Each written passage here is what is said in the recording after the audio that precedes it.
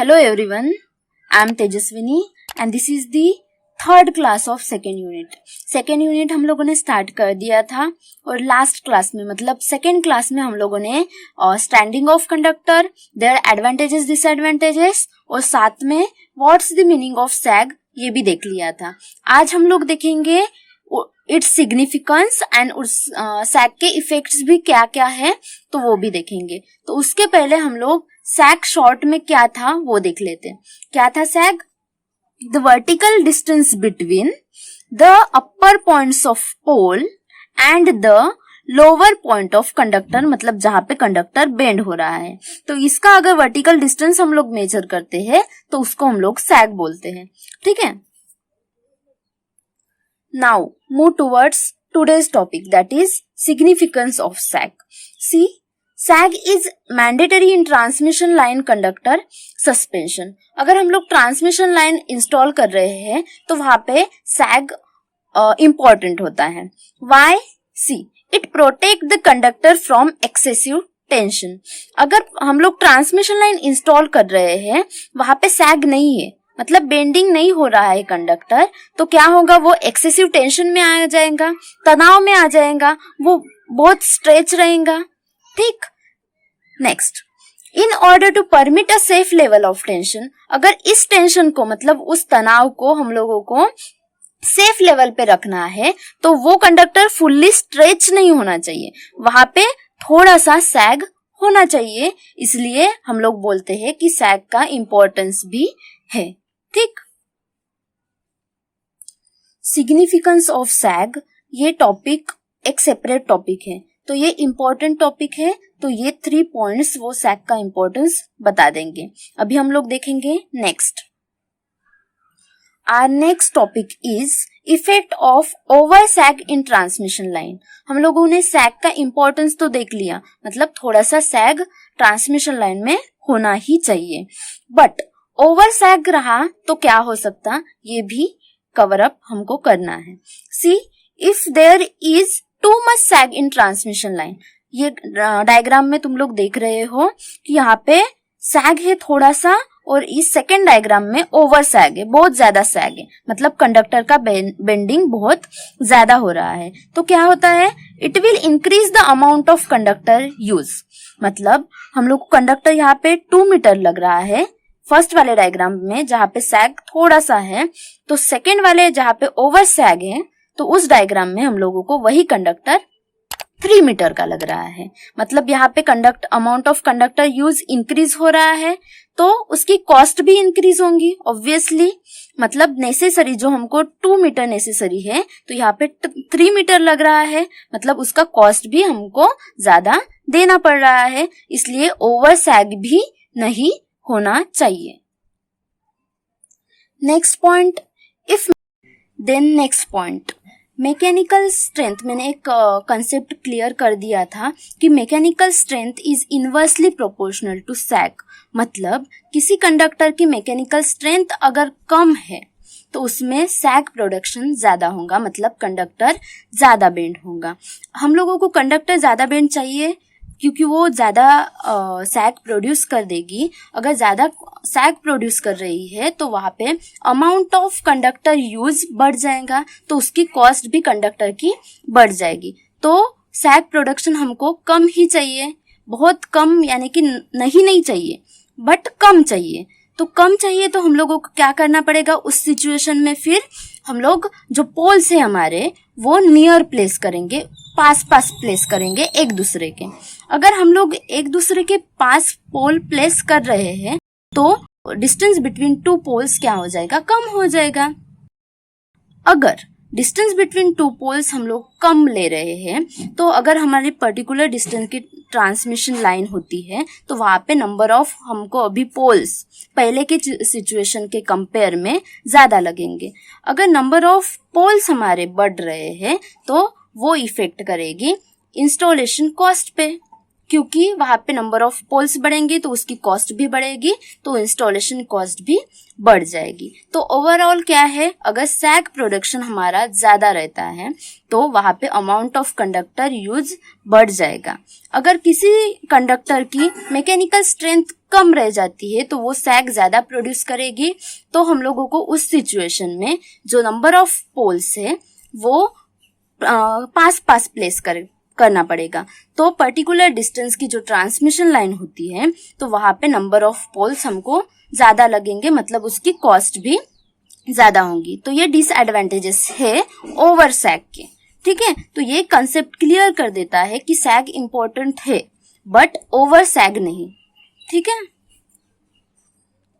Let's see next topic, different type of conductor use for transmission line.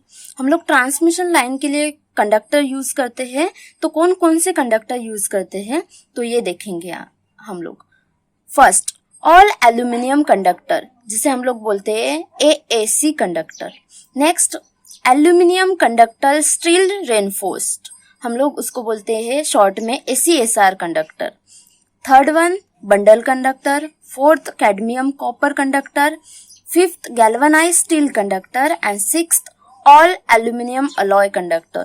तो ये 6 number of conductors हम लोग use करते हैं ट्रांसमिशन के लिए। तो हम लोग इसको 1 बाय 1 देखेंगे। फर्स्ट मतलब इसका डिस्क्रिप्शन, देन उसके एडवांटेजेस डिसएडवांटेजेस। तो ये 1 बाय 1 हम लोग स्टार्ट कर देते।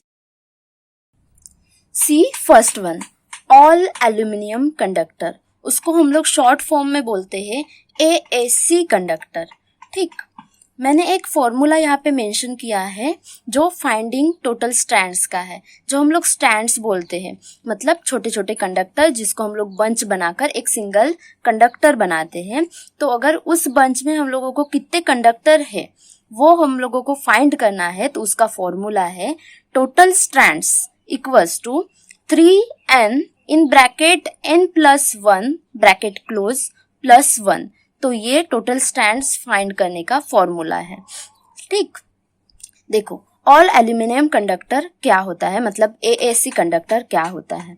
The conductor in which all strands is of aluminium, जिस कंडक्टर में पूरे जो स्ट्रैंड्स है वो एल्यूमिनियम के रहते हैं तो उसको हम लोग बोलते हैं ऑल एल्यूमिनियम कंडक्टर, मतलब AAC conductor. See this is stranded conductor because मैंने क्या बोला था अभी ही कि पूरे जो स्ट्रैंड है जिसमें हम लोग पूरा एल्यूमिनियम के स्ट्रैंड्स यूज करते हैं तो वो स्टैंडिंग कंडक्टर हो गया। मतलब हम लोग एक सिंगल सॉलिड कंडक्टर ना यूज करते हुए स्ट्रैंडेड मतलब उसके एक कंडक्टर में छोटे छोटे कंडक्टर का बंच बना के वो कंडक्टर हम लोग यूज करते हैं, तो उसको स्टैंडिंग ऑफ कंडक्टर बोलते हैं। ये कंसेप्ट हो गया था। तो उसमें अगर हम लोग वो कंडक्टर जो एल्यूमिनियम ऑल एल्यूमिनियम कंडक्टर हम लोग स्टैंडर्ड यूज कर रहे हैं तो ऑब्वियसली स्टैंडिंग के एडवांटेजेस थे। तो उसमें फ्लेक्सिबिलिटी का एडवांटेज था। अगर ये स्टैंडर्ड कंडक्टर है तो उसमें अपनी फ्लेक्सिबिलिटी है वो इंक्रीज हो जाती है कंडक्टर की। ठीक, नेक्स्ट पॉइंट, जो अपना ऑल एल्यूमिनियम कंडक्टर है उसकी जो मैकेनिकल स्ट्रेंथ है वो कम रहती है ACSR कंडक्टर से। ये ACSR हम लोग नेक्स्ट देखेंगे। तो उस कंडक्टर से ये ऑल एल्यूमिनियम कंडक्टर की मैकेनिकल स्ट्रेंथ कम रहती है, इसीलिए ये हम लोग यूज करते हैं मैक्सिमम डिस्ट्रीब्यूशन सिस्टम के लिए जहाँ पे ट्रांसमिशन लाइन का डिस्टेंस कम होता है। क्योंकि इसकी मैकेनिकल स्ट्रेंथ कम है मतलब वो सैग ज्यादा प्रोड्यूस करेगी और हम लोग लॉन्ग डिस्टेंस के लिए सैग ज्यादा प्रोड्यूस करना प्रेफर नहीं करते, वो मतलब हमको वो डिसएडवांटेज होगा। तो इसीलिए ये हम लोग शॉर्ट डिस्टेंस के लिए प्रेफर करते हैं जो डिस्ट्रीब्यूशन सिस्टम है, लॉन्ग डिस्टेंस के लिए नहीं, मतलब ट्रांसमिशन सिस्टम के लिए हम लोग ये कंडक्टर यूज नहीं करते। Then next conductor use for transmission line that is aluminium conductor steel reinforced, मतलब उसको शॉर्ट फॉर्म में हम लोग बोलते हैं ACSR कंडक्टर।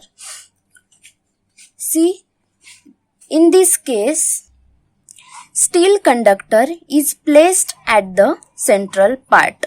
दिख रहा है इस डायग्राम में, जो स्टील कंडक्टर है वो सेंट्रल पार्ट में है, ठीक। और next, and remaining all the conductors are made up of aluminium surrounding it. और जो बाकी के कंडक्टर्स है, जो स्ट्रैंड्स है, जो एल्यूमिनियम से बने हैं, तो वो उसके सराउंडिंग में प्लेस है। तो कुछ इस तरीके का वो कंस्ट्रक्शन रहता है ACSR कंडक्टर का। ऑल एल्यूमिनियम कंडक्टर में क्या था, पूरे जो स्ट्रैंड्स थे वो एल्यूमिनियम के थे, तो वहां पे हमारी मैकेनिकल स्ट्रेंथ है जो है वो कम हो रही थी। तो इसमें हम लोगों ने एक डेवलपमेंट किया, मतलब जो सेंट्रल पार्ट में हम लोगों ने वहां पे स्टील कंडक्टर प्लेस कर दिया, मतलब स्टील का स्ट्रैंड प्लेस कर दिया। तो इससे हम लोगों को एक फायदा हुआ, जो मैकेनिकल स्ट्रेंथ अपनी कंडक्टर की है वो बढ़ रही है AAC कंडक्टर से। Due to less sag, the distance between the poles can be higher as compared to the AAC conductor. अगर हमारी मैकेनिकल स्ट्रेंथ इसमें ज़्यादा मिल रही है तो ऑब्वियसली सैग कम प्रोड्यूस होगा, because it is inversely proportional to each other. Then sag हमको ऑलरेडी कम है, तो डिस्टेंस बिटवीन हम लोग पोल जो है वो बढ़ा सकते हैं ऑब्वियसली। तो वहाँ पे हम लोगों को डिस्टेंस बिटवीन जो पोल है वो हमारा बढ़ रहा है AAC कंडक्टर से, ठीक। So this is the end of our class. आज हम लोगों ने देखा, आज के क्लास में मतलब थर्ड क्लास में, सैग का सिग्निफिकेंस, ओवर सैग के इफेक्ट्स और ट्रांसमिशन लाइन के लिए कंडक्टर हम लोग जो यूज करते हैं उसमें से 2 कंडक्टर हम लोगों ने आज कवर कर दिए। हम लोग नेक्स्ट क्लास में देखेंगे जो रिमेनिंग कंडक्टर्स हमारे बचे हुए हैं वो। Okay, thank you.